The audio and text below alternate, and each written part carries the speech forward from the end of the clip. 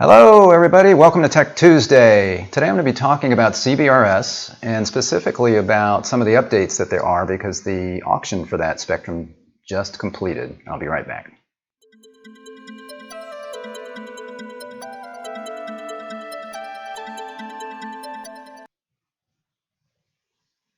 Hey, this is Rick Uzi with Zecorum for Tech Tuesday. Thanks for joining me. So again, today I'm going to be talking about CBRS, which is some spectrum that went on auction in July, and that auction has already completed, which is really astounding. There was a lot of popularity with that auction, so there were a lot of people that bid, and we're going to be talking today about some of the results from that.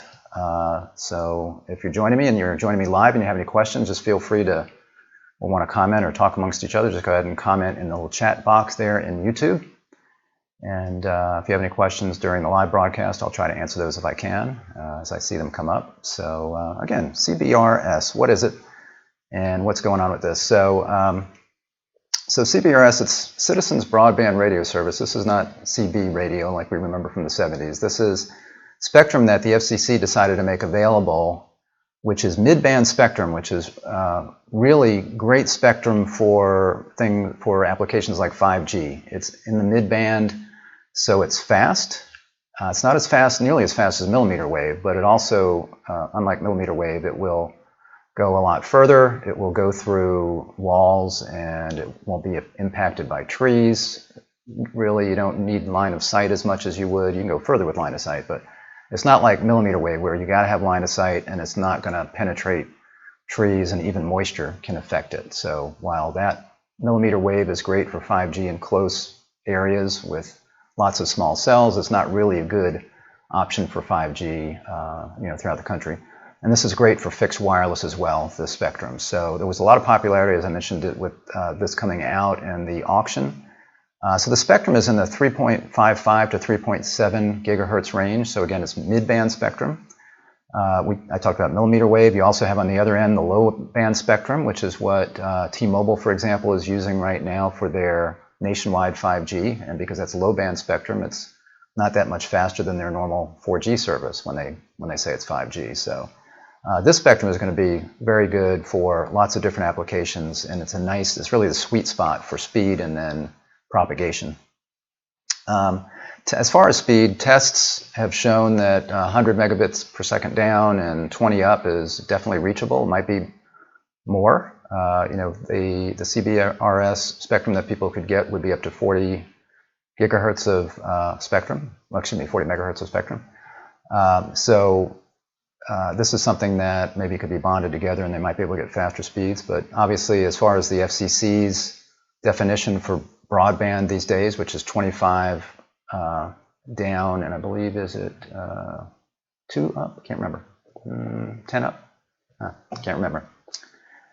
Just was talking about the other day. But anyway, so definitely 25 down for the FCC, then this definitely meets that. So where have we been and where are we? This is a slide that the CBRS Alliance presented in the Next Gen conference, Cable Next Gen conference that Light Reading did last month, and that CBRS Alliance is now branded OnGo. So they presented this slide, and we're talking about basically where things were and where they are today. So this is a good representation of that. So the FCC back in 2014 proposed this spectrum sharing arrangement in this CBRS range, and I'll talk a little bit about that just as a review for those that don't know about it. That was proposed back in 2014. The CBRS Alliance was formed in August 2016. They had 6 members at that time, and now they're up to 176. So that's been very popular. In fact, I think they were saying the last half a year or so, I think since March, since the pandemic, they've added 20 or 30 new people to this, because obviously with the pandemic, there's been more need for broadband, and especially maybe in areas where wireless could be quickly rolled out. For schools, Wi-Fi, pop-up hot testing for COVID, those kinds of things. There were some applications there. So CBRS is in use now in what's called the GAA tier, or basically unlicensed tier. It's been used.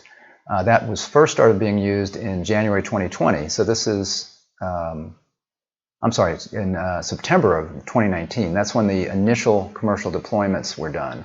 So that's when the FCC gave approval to do some initial deployments. So we're at the 1-year anniversary for that, for OnGo, for those initial deployments. And then in January of 2020 was the full commercial deployment. So it's been going full steam since January now.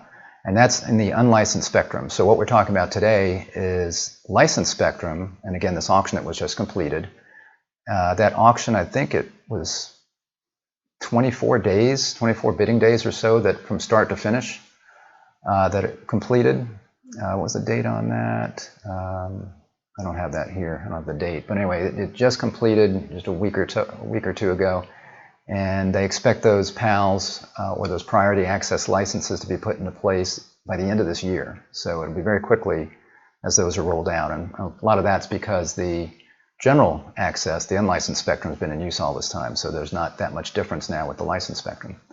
So what about these tiers that I was talking about? And by the way, at the pinned below here, I pinned a link to a broadcast that I did prior on CBRS, where I went into a lot more detail on spectrum sharing and the dynamic nature of that and how it works and how we make sure the different tiers here don't interfere with each other. So if you want to learn more about that, just click that link and watch that broadcast later. Don't tune out now. Just watch it later. So our top tier is the incumbent users. So these are the people that were using the spectrum before that had to be taken into account. And primarily this was naval bases, so there's a lot of military ground-based and shipborne radar, some fixed satellite service. And then there are some WISPs in here that are grandfathered for a time that were using this as well. They were using the upper 50 megahertz of this band. And these WISPs are grandfathered, but really not for that much longer. Most of the licenses actually were expiring in 2020. And once they expire, then they have to move out of this incumbent tier, so to speak. Some may have gotten that extended because the radios that they were using before used a listen first and then talk kind of methodology, and that's not what's done with this dynamic spectrum sharing in CBRS. So some of them may have to switch out radios in order to operate in this spectrum, so they may have been given some time to do that. But in any event, I think the last licenses expire in 2023, and most of them expire actually this year. So once these incumbent users, once the WISPs licenses expires, they need to either vacate this band completely, or they can use the general unlicensed spectrum, or they could have put in a bid for one of these priority licenses that I'm going to talk about. And I think a lot of WISP did put in and win some spectrum on those bids. And so these priority access licenses, or PALs, these were what were just licensed through competitive bid, and it was county by county. So when you bid for spectrum, you had to bid by county. The 10-year renewable term, so you've got a good long period there that you can use it. It operates in the lower 100 megahertz of the spectrum, lower 100 of the 150 that's available. And that auction just closed on 8/25, so there's the date. 8/25/2020 was when it closed, again after about 24 days of bidding. One other thing for these PALs, so they were able to buy these licenses, and again they had to buy them county by county. And there are some performance requirements in this. Unlike other spectrum that, like RDOF, for example, not spectrum so much, but auctions like RDOF where they're getting money, and they had to have certain milestones that they had to hit throughout that 10-year period. In this case, while there's performance requirements, it's just at the end of that 10-year period. So at the end of the 10-year period, they need to be able to demonstrate that they had reliable signal coverage over at least 50% of the population of the license area at the end of that 10 years. And then obviously if they don't, they're paying for the spectrum, so I'm assuming the consequence would be not being able to keep it at that point. So we'll have to see what happens there. One of the things I'm going to talk about is that anybody who acquired these PALs can actually lease them to other people.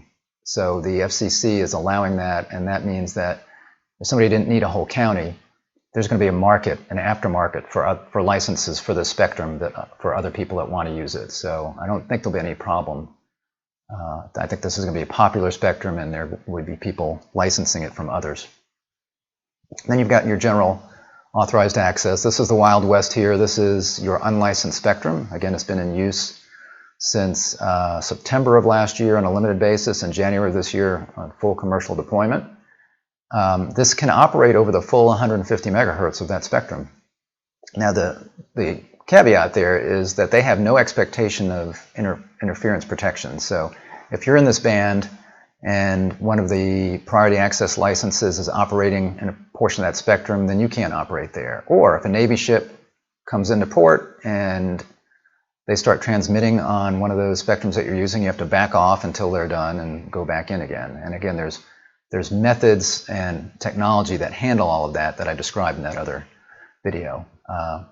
So there is control. So when I say it's the Wild West, actually there are spectrum access systems that are going to be controlling all of this. So if you're in this GAA band, you will have there'll be communication back and forth, and you'll know when you need to exit a particular portion of spectrum, and you'll be assigned another portion, and hopefully there's not that much disruption at all to that. It all takes place within a minute or less, all of those things. So a lot, they were expecting a lot of maybe enterprises to bid on CBRS, and we didn't see a lot of that. And one reason may be because of this GAA spectrum being available, and a lot of times those enterprise kinds of use cases will be very localized. So it could be in a warehouse where they're using it in place of Wi-Fi. They're going to be using CBRS spectrum, or maybe a limited area outdoors, in a warehouse, a farm, or that kind of thing. Maybe a very small limited area, and they figure that they can get by with the unlicensed spectrum. Or again, if they need small areas, they might be able to license or lease that from people that did acquire the PALs or the licensed spectrum. So just some details here on the auction. So this was auction 105. That's the FCC's number for that. Again, the description was 3.5 gigahertz, since that's kind of where this range is. Opened on 7/23 and closed on 8/25. So again, that's really, really quick for a FCC auction. And that was 76 rounds that were completed during that time. They had 271 qualified bidders, 228 that won licenses, bidders that won. And as far as the licenses that were won, over 20,000. And over 22,000 total licenses were in play. And you can see the proceeds here. So there was over $4.5 billion that was raised from this auction. There was a measly 42 million in bidding credits, so it's still about 4.5 billion even after the 42 million in credits. And those credits, that was a 15% bidding credit that was available for small businesses, rural carriers, and tribal lands. And when they say small businesses, really, and small operators, rural carriers, small ISPs, you just had to be 250,000 or fewer broadband customers. So I don't think of that as small. That to me seems pretty big. But they had a 15% billing credit available to them. But again, hardly a drop in the bucket, it seems, as far as this goes. So this is the map. This shows you how really successful this was. So what you're looking at here, you've got your green counties, and those are ones where all 7 of the licenses that were available were purchased. And the way this works, I forgot to mention, was that in each county there's 100 megahertz of spectrum for PALs, but the FCC was only really allocating 70 megahertz in each county. I don't know if they were doing different 70 sections in counties that were close to each other, or how that was working, but so just 70 megahertz was available, and then if you were bidding on that, you could obtain up to 40. So you could only get up to 4 PALs or licenses in a county if you were bidding. And what this is showing is that the green area, all 7 of those 70 megahertz, or those 7 licenses, were purchased in the counties that you see in green. Now obviously, since one operator could only get 40, that means that in lots of these counties there were multiple operators that had won licenses in these counties. Could be 2, could be 3, depending on how deep they wanted to go on the spectrum that they wanted to buy. And then you see a lot of yellow, and we don't know what that is other than it's 1 to 6. So there could be some counties where there was just 1 license of 10 megahertz that was sold, or it could be 5 or 6. We don't know what with that color. You see that Alaska was the only state that had some territories or some areas, counties, that had no licenses bought. Maybe, I'm not sure exactly why. You would think they would need it there because it's so remote, and maybe it's mountainous and it wouldn't work. I don't know, but There were some that were bought. Alaska Communications actually won 37 licenses in 10 counties. They paid about $590,000 for that, and they said that was going to be used for fixed wireless in low population areas. And again, that's a great use case for this, where you've got lots and lots of miles between customers, and this spectrum travels pretty far. So I think what I was saying, if you could probably get 100 megabits per second down. I think tests had shown that could be done 8 miles with line of sight and 4 miles without line of sight. So it goes pretty far. And then Arctic Slope Telephone also I saw had won 12 licenses in 3 counties. They paid about $18,000 for that. So Alaska does have some licenses, although that's the one state that there were some open areas. So this shows the largest counties by population, and at the very top there you've got Los Angeles. So the 7 blocks that were sold there, you can see the price per block. So $52 million. Basically for Los Angeles alone.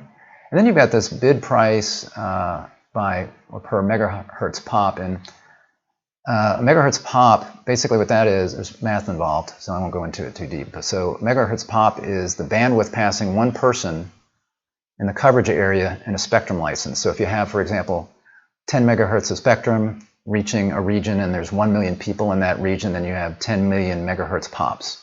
So the price per megahertz pop in Los Angeles was 53 cents approximately. But that adds up. Obviously, there's a lot of people there, so you've got $52 million that was paid for that. So this shows you the largest counties by population. This next one is interesting. This shows you the most expensive markets. So it was not Los Angeles as far as the most expensive. It was Loving, Texas, with a grand total population of 82 people. And actually, I checked, and I googled Loving, Texas, and it now listed at 134 as of 2017. So I'm not sure when they got the 82 number there. So it's now up to 134, and probably bigger now. So everybody's looking at this and going, what in the world? Why Loving, Texas? So if you look at the bid price by megahertz pop, $141. And obviously that's way, way, way higher than anything else you see here. But, it's not like Los Angeles. There's only a limited area. So that cost the people that bid on that $116,000. So it wasn't that expensive, but that's a lot per megahertz pop. And everybody's like, why in the world would that be the case there? And here's why it's the case. So this is an article from a year ago. It says Loving County benefits from oil boom and population surge. And, it's like they're saying now at times the population can swell to 10,000 people as workers are coming in to work in the energy industry. And this quote's pretty funny. So the guys, and especially funny living here in Metro Atlanta, where the traffic is like this all the time. So he says, sometimes the traffic on State Highway 302 is backed up 2 miles. It's gotten so bad that sometimes they have to get on a traffic vest and go to the intersection to direct traffic, said Chris Bussey, Sheriff Chris Bussey, 51, who took office in 2015. When I was a deputy here in 2008, I was lucky if I saw 20 cars on Texas 302. Now you see 1,000 in a half an hour. So they've really had an uptick in traffic and population. It still may not be that many people that live there, but there's a lot going on in the oil industry. And that's because it turns out that they are over a shale deposit, a rather big shale deposit. So that was discovered, and now lots of people are coming in to take advantage of that, and that has increased the amount of activity. And the people who actually won the bids here in Loving, Texas, it was 2 oil companies, Occidental Petroleum Corporation and EOG Resources. And they purchased 6 of the 7 available licenses there. The other 10 megahertz was purchased by Dish. And Dish was very active in this auction, as we'll see. So that's why Loving, Texas was so expensive, relatively speaking, as far as the megahertz pop price. So winning bidders, we had Verizon. They were actually the top spender, as you can imagine. So this is a wireless company, right? So they spent $1.89 billion, about $1.9 billion in winning bids, about 41% of the total. 75% of the licenses, though, were in large markets. So they didn't go broad as far as the country. They spent a lot of their money in large markets, 75% of it there in 156 counties. Then you had Dish Network. They were second in spending, so they spent $912 million.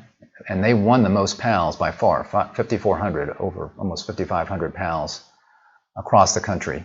They didn't go as deep. So Verizon actually, when they were bidding on 3 to 4 PALs. So they were going up to the max on a lot of the counties where they were bidding. They could get up to 4, right? So they were doing 3 to 4, so they were averaging about 3.4 or 3.5 or so. Whereas Dish, let's see, they were doing about 1.8 licenses per county compared to Verizon. So they were looking more at just getting, small batches of spectrum where they could. And what people are thinking is that they're going to come up with they've been really looking at acquiring lots of spectrum, not just CBRS, but other spectrum as well. And a lot of people think that they are going to be putting together this IoT commercial industry kind of network that this would be perfect for. So they did acquire lots and lots of licenses. And as I mentioned, not a lot of enterprise companies participated because they could use unlicensed spectrum and even get it on the secondary market. So some other winning bidders. We had education, we got Texas A&M, Duke, Virginia Tech, and University of Virginia, all 1 PALs. And energy, the energy industry, Alabama Power, they covered pretty much the whole state of Alabama. Southern California Edison, San Diego Gas and Electric, and Tampa Electric. And then there were regional mobile operators, as I mentioned, lots of WISPs, probably some that were grandfathered and others that stepped in to get spectrum, that wanted to make sure that they could ensure that they had licensed spectrum and not have to worry about interference from the general access users. And then lots of rural telephone companies as well. In fact, I was going to pull up now this. So Light Reading had an interesting article where they got some maps. I've got my screens backwards here. There we go. It had some maps that we can look at that show specifically some of the results here. So this is the top 10 purchasers of CBRS spectrum holdings. So what you're looking at here in these colors, this dark blue here, that's where these top purchasers got all 7 of the licenses that were available, so 70 megahertz all the way down to 0. And you see a 0 right there. There's looks like the top guys pretty much covered the country. Anywhere, big portions of it were 10, and this is probably, a lot of this is probably Dish, where they were doing just small amounts of spectrum across the country. And then you've got other, deeper colors here, which would be 40, 50, 60. So you see here in Alaska, you've had, some like 1 PAL license in a couple of these territories, and then you've got Hawaii here as well. Let's see, this is your wireless companies and what they did. You can see very similar kind of things where you've got lots of yellow and some of the deeper colors were the wireless companies. So these, some of the biggest bidders, obviously, like Verizon, others were wireless companies.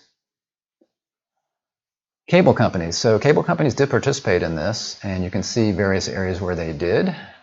There's a breakdown here in a couple of them in a minute, and you can see right here the red. This is Comcast. This is where I live in this area, and this is Comcast, who's the incumbent here. So they acquired spectrum as well as some others. And we've got utilities. So I mentioned Alabama. You can see here that that's pretty well covered by them, and they purchased, it looks like they went very deep in lots of places where they are.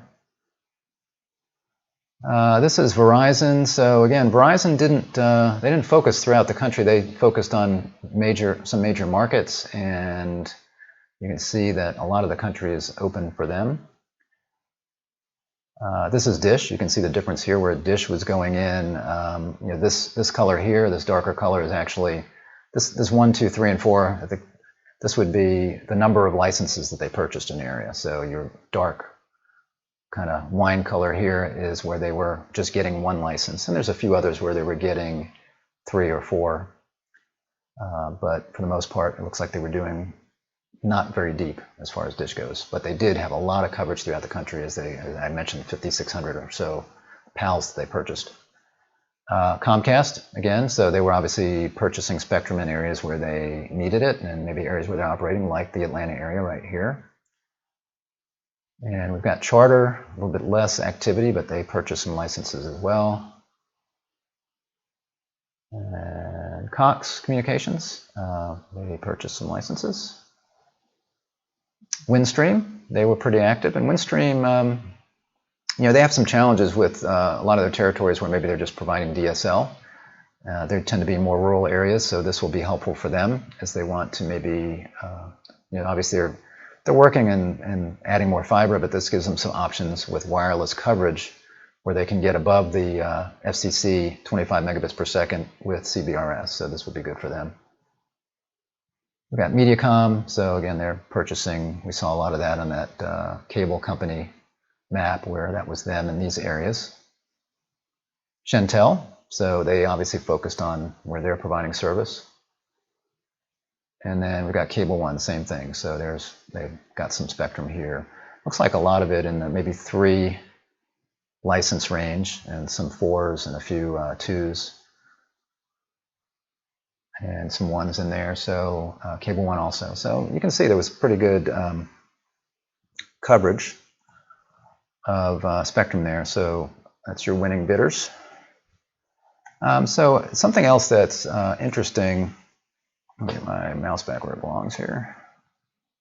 Something else that's interesting that the FCC is allowing with this is a secondary market. So the PALs, like I mentioned, were licensed by county, but you may have some folks that, if you're a mobile operator, you may want the whole county and multiple counties, right? Or if you're a cable company, you're going to want a whole county. But there were some people that wanted spectrum for just small things that they were doing, and they might not want to use all the spectrum that they bought in a county. So there are opportunities for leasing the spectrum from other people, and actually the same companies that are managing the use of the spectrum as far as not interfering, the tiers not interfering with each other, are also going to be setting up these, they're calling like an Airbnb for CBRS spectrum. So you'll be able to go online. What some examples would be, like I mentioned here, sporting events and venues or school districts during school hours. So you could go online, just like you would Airbnb if you want to reserve a room or something.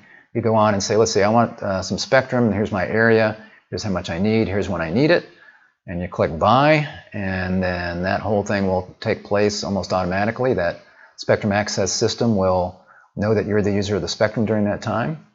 The FCC is obviously going to have to look at the people that want to license or, let's say, lease the spectrum, but they've set up a light touch leasing, again, facilitated by these SAS administrators. So that's really kind of exciting. So that's why a lot of people who maybe weren't able to participate in this auction can go ahead and still get spectrum. There's probably going to be a lot of it that are available. I would imagine that some of these folks that went deep with 40 megahertz in a particular area, maybe because they wanted all of that, or maybe because they want to leave open an option to lease that to others. And that's a way that they can make back some money on what they spent for the spectrum. So that's basically the update on what's going on with CBRS. Oh, it's one more thing that's actually happening here.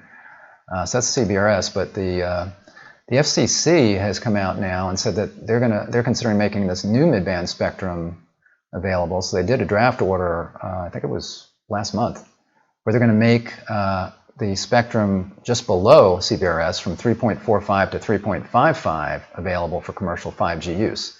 And this is a spectrum that's currently being used by similar incumbents, primarily the military, Department of Defense, high-powered defense radar systems. So it's going to be the same deal where the spectrum sharing will be in place.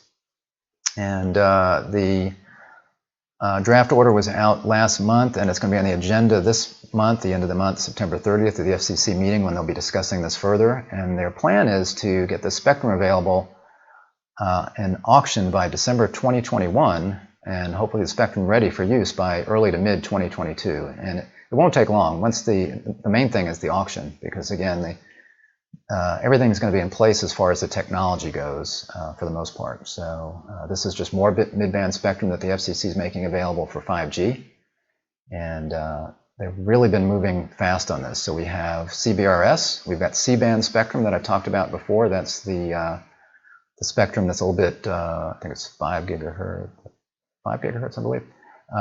Used for satellite downlinks, that they're having to clear some of that spectrum before that can be used. That auction's coming up in December, and that'll be available sometimes around maybe the same time, like maybe 2022 is when C-band will be available for use as well. So lots going on.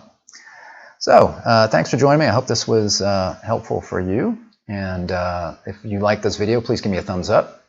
And if you haven't subscribed, just click the subscribe button, ring the little bell, and when you do, you'll be notified when I'm live. And I'm live every week, pretty much at 3 o'clock on Tuesdays, at 3 o'clock Eastern Time, Also, if I happen to post a recorded video, you'll be notified of that as well. But most likely, you'll just get maybe one notification per week when I go live. And that'll be for Tech Tuesday. And I will see you next week for Tech Tuesday. My plan at this point, I've been working on this with one of our partners, Alianza, is to talk about RDOF next week, if we can pull this off in a week, because the auction is coming up for RDOF, which is the Rural Development Opportunity Fund. And with RDOF coming up, there are people that have put in their short form applications, and that short form application window has now closed. So there's people that have put in that short form application. The next step is the auction.